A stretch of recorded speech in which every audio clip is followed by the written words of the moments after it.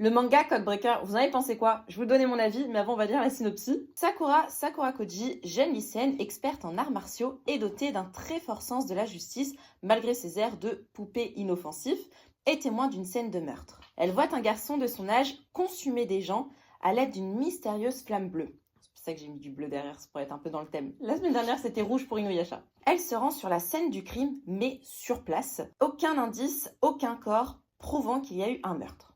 Sakura a-t-elle rêvé? Le lendemain, au lycée, un nouvel étudiant fait son apparition. Rei Ogami.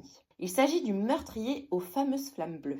Ogami est membre de l'Eden, une organisation gouvernementale agissant dans l'ombre dont le but apparent est de faire respecter l'ordre et la justice. Pour ce faire, elle donne à ses membres, les Codebreakers, le droit d'outrepasser les lois. En revanche, elle leur retire leur identité et les Codebreakers deviennent ceux qui n'existent pas, ne craignant rien aux yeux de la justice et munis de pouvoirs à double tranchant.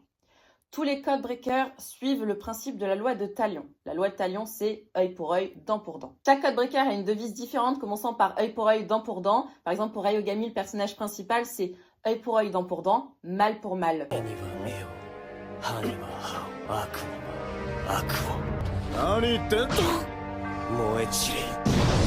Pour un autre Codebreaker, c'est œil pour œil, dent pour dent, et un requiem de rage pour le mal.